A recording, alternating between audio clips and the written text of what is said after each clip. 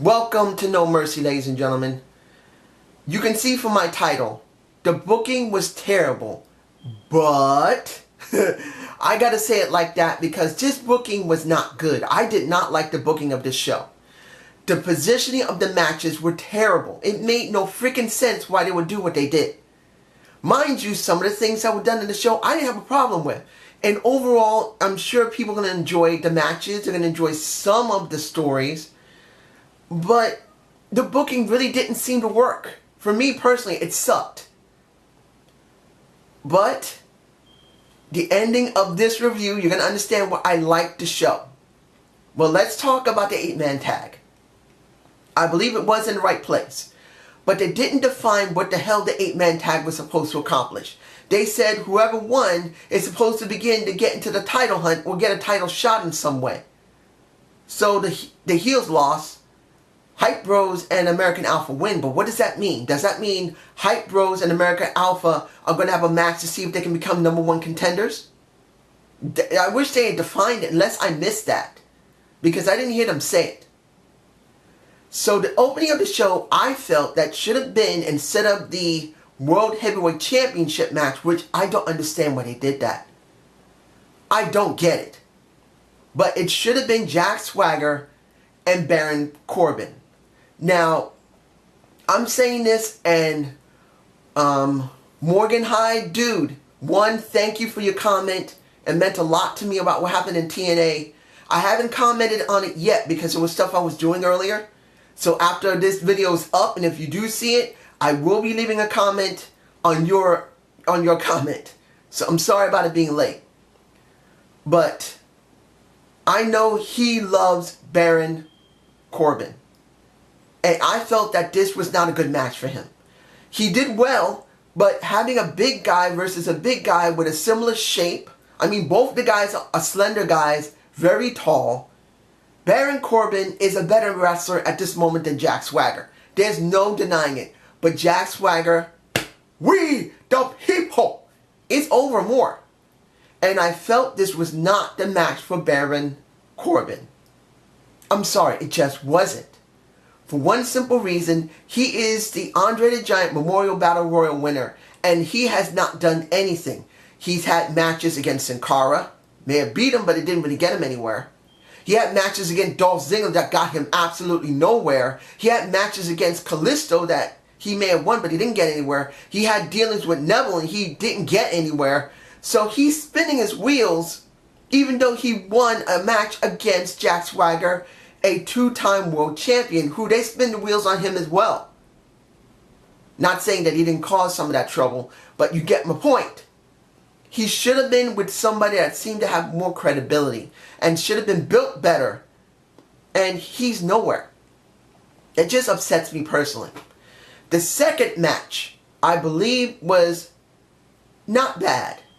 They did at least get that right. And that's Nikki Bella versus Carmella. Now, I could say leave this farther up the card, but because of what's in the entire show, I felt this is better at the second match. And to be honest, Carmella versus Nikki Bella is a much more stronger and compelling feud than it was Alundra Bliss and Becky Lynch. I'm sorry. And I will be getting to them in a minute. But essentially speaking is this. Nikki and Carmella did a great job. I enjoyed the match. Carmella, I admit, if I had a choice between Carmella and well, not Naomi, because you know I always go to Naomi. But if it's Carmella and Nikki Bella, yeah, Nikki Bella got a great set of boobs. But I feel Carmella's a much more better looking woman. Not saying that if I was given the option to either one, I would take either one. They're both beautiful. But in the end, I think I got off track there. I'm sorry. But you get my point. Nikki needed to win. She did win. She struggled. People like her. It's understandable. She just came back. She's the longest reigning champion that we have for the women in a long while. It's understandable she was not going the job. And I believe that was the best position for that match. But after this, it just went off the rails. I'm sorry. The next match should have been, now where was it? Should have been, and I'm being honest here, Randy Orton versus Bray Wyatt. I'm sorry. It didn't need to be there at the end. It didn't need to be there, particularly how the ending of the show went. It made no sense. It didn't have a lot of strength. And I know a lot of people are going to say, dude, Bray Wyatt, we still love him. He's great. Tell me the last time he won where there wasn't a consequence. And don't count this, because we still don't know what's going to happen this Tuesday. Because he could still get his ass kicked by Randy Orton, possibly with help or without help. It makes no difference. If Randy gets over on Bray Wyatt, on Eric Rowan, I think Eric's out right now, but I'm not sure. If he isn't out, it's going to be him and Luke Harper. Where does it say Bray Wyatt has won? Hasn't. Bray Wyatt in the last year has either won but then has to job the time after the win, either on a pay-per-view or on Raw. And then when he has to job, he's not done with anything. It makes me upset because Bray Wyatt is charismatic. He's good in the ring. He has a physique that people can see is a crazy person. And they do absolutely nothing with him. He may have won against Randy Orton, but it took Luke Harper to distract Randy Orton to win. I had to do that. Why? Oh, that wasn't wise. But you get my point. Bray Wyatt should not need help every single time he wins to get over. That just shows how weak he is. And if he does win by himself, he loses the next time he's seen on either Raw, SmackDown now, or pay-per-view. It's ridiculous. He should have won that clean by himself without help. Having Luke there was a mistake. And that's where I believe that match should be. Now, since this is this, the next one will be Usos versus the odd couple of Heath Slater and Rhino. I know you guys could have said, why didn't I have that first? They got to follow that. I know. But I'm putting it into perspective that if the Usos had not lost, this would have made perfect sense. Because this is the worst booking that I've seen for a tag team next to the Ascension. And I'm not a big Ascension fan.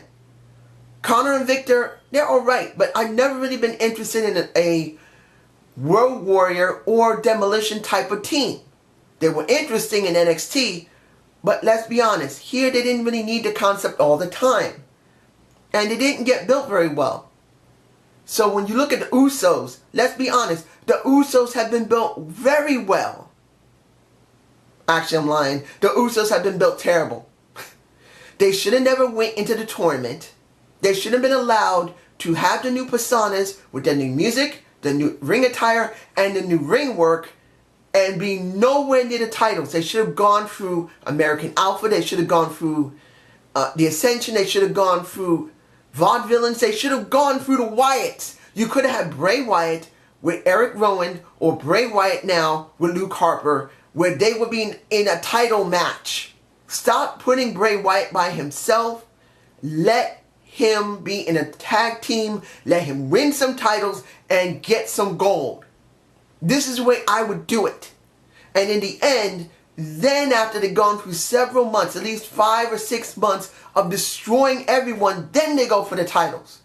Because the way they've been built since the last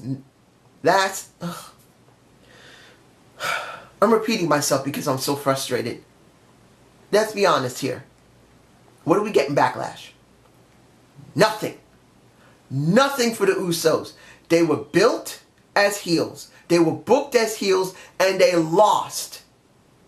Now you put them again against the same team that kicked their asses last pay-per-view and you let them do it again. And the worst thing is, they're a good heel tag team, a credible one that people actually believe could hurt people, and they didn't win the titles, and they have now been hurt in their credibility because they lost to the odd couple of Rhino and Heath Slater. And let's be honest, the match wasn't that great. Rhino looked tanked most of the time. Heath Slater mostly carried that match. But even he didn't look that great. And believe me, I like Heath Slater. I like Rhino. Make sure these guys continue working in the back. They're not really meant to be wrestling. Only once in a while they need to wrestle.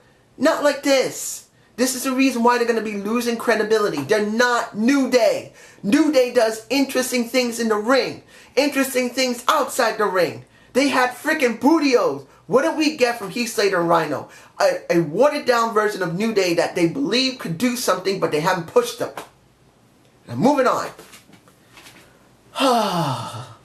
The next one should be, and this one would be the next match, third match to the end. And this should be the World title match. The WWE World Heavyweight Championship. I know I can make it second to last, because you guys are already seeing how I've already structured the card. But I did this because of two reasons. One, because of what happened with Dolph and Miz. And two, it's the match that means the most to me. I'm being biased for the last thing I'm going to talk about. Deal with it. But if you're going to do it, if it didn't have the match I loved, it would be the second match to the night. Well, actually, no. Actually, it makes sense the way I had it, because if you have the second match of the night as this, it's going to take away from what happened with Dolph and The Miz. So it had to have a breakup. And I say this before and I'll say it again. Seeing this at the opening of the show, when I first turned on No Mercy and I saw this, I thought one thing. They're devaluing the title and they're devaluing AJ Styles. They just did a TNA. You don't open the show with your heavyweight title. You don't. You never open the show with the heavyweight championship like that. It's stupid. And the match was a good match. People really did like it. It hyped them. And admittedly, after that match, the show did not do very well because of it. Because they blew their freaking wad so early. And in the end, AJ won. But then he was devalued. Why would you let your heavyweight champion open the freaking show? You don't do that. I know that's very rare to do that, ladies and gentlemen. I know. I know this. And a lot of people are going to say, dude, it's cool. It's not done every day. How do you know that's not going to be the first time they're going to do it? And only time? How do you know as long as AJ is in that title position that they're not going to do it again? Because I'm worried they're going to get this done because they thought not much of AJ. I'm hoping I'm wrong. And this is a one-time only, but I felt like it was not necessary. If they needed to make it not the main event, it should have been second to last. If it had to come that, or third to last as I booked it. Now, match of the night that I know a lot of people are happy about. I mean, I liked it myself. I thought it was okay. But it was not the match of the night for me personally. Miz versus Dolph Ziggler. I know the Slag Daddies was chomping at the bit. Lose, Dolph! Lose! Lose! Lose! Fuck Dolph Ziggler! And then he won and I said, God fucking damn it! That's what I think he would say. And I'm sure he's going to make a video of this sooner or later. Slego, I'm sorry, man. I'm seeing it from a different point of view. I understand you're wishing the guy would be gone because you don't like him that much. Even though your video on tribute to Dolph Ziggler was funny as hell. I loved it. I understand what you said in the beginning of it, which is true. You were being honest as much as you could be. But I know you hate the guy. I'm seeing it as neutral and as respectful as possible. I'm not a huge Dolph fan, but it is obvious Dolph Ziggler has not gained anything from gaining the IC title for the 5th time. Or is it the 6th? I can't even tell. I think it's 5 times now that he's gained the IC title. And this title will not gain him anything unless he tries to put it up for the World Heavyweight Championship. Kind of like champion versus champion. Only chance he has is to do that. If that never happens, this was a joke. And I would say, as I said before, Nick, leave, go somewhere else. In honesty, I believe he's not going to get anything done as an IC title champion. That's how I feel about it. The truth is, I don't think he's going to do anything with it. I believe what's going to happen is that he's going to run with it for a couple of months. Someone's going to take it from him. And then he's going to be spinning his wheels again. And the day that happens, I'm going to come on here. I'm going to say, Nick, and I'll try to remember his name because I always seem to forget it. Nick, it's time to go. I know the money's good. You get a rush being in front of the crowd. But what do you gain? If you really love wrestling, time to go. That's all I'm going to say. Finally, it's the match I've been looking for. If I'm right, I put some pictures of this woman in the beginning before I started my video. Naomi Knight wins a match on a pay-per-view. I gotta do this. Yeah! Oh, fuck! Oh, man, no! Ow! I did that for Naomi. That freaking hurt. Ow. That rang my skull to death. Ow. I'm not exaggerating, ladies and gentlemen. I just hurt myself. Ugh.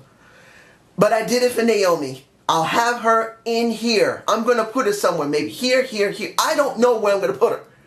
I'm going to put her there. Hearing that Becky Lynch had some sickness or some type of injury unrelated, I'm not upset about it. I know a lot of people wanted Becky. They were chanting her name while the match was going on, and I said, fuck you. I'm really sorry for cursing, ladies and gentlemen, but I said this. This is what I said. I'm being honest about it. I said, fuck you guys. Fuck you. She's working her ass off with Alundra Bliss, okay? You don't get to see Naomi in any picture at all. So I'm going like that at my TV, and I'm thinking, why are they going to make her job? Why? Why couldn't it have been someone else? And then I realized there was no one else. Everyone else is either hurt, like Natalya with her teeth knocked out. Eve, what is it? No, I forgot her name already because we haven't seen her in so long. But essentially, there's no one else that they can get. And so they had to throw out Naomi there. But she won. She won that match on a pay-per-view. The second pay-per-view of SmackDown. I would have liked it the first pay-per-view, but you get what you get. That means now that she can make the argument that she needs to be in the next pay-per-view, which I don't know which one it was. It's supposed to be in November because Becky's out for the next month. And they're not going to make her relinquish the title. Which, kind of surprising. They're supposed to make someone relinquish the title in that section. But since it's only been a short amount of time for her because she just defended the title, she's going to get until November. Bullshit. Anyone else would have had to surrender the title. She gets to keep it. That's bullshit. But it doesn't matter. Naomi keeps. I don't know why I said keep. I'm excited here because Naomi won and she can get a chance to become women's champion. I said this to one person. I believe her name is Brittany Johnson.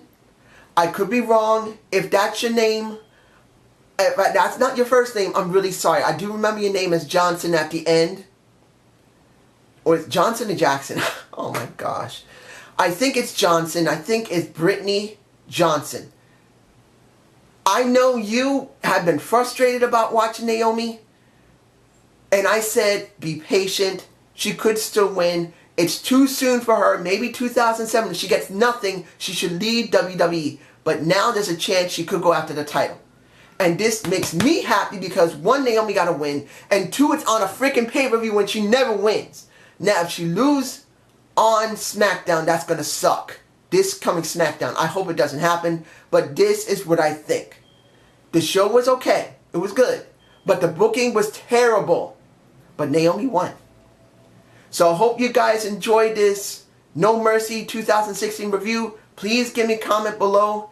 And take a look at my, kind of my brief thoughts of Reality Wrestling Booker T's promotion. I had done a short video on it. And wondering if you guys would like to see a little review of Reality Wrestling. It's something different. It is a black promoter running in Texas. A promotion that sends people there to WWE. Remember, Look at Amber Moon. She's from there. Have a good day and have a good night.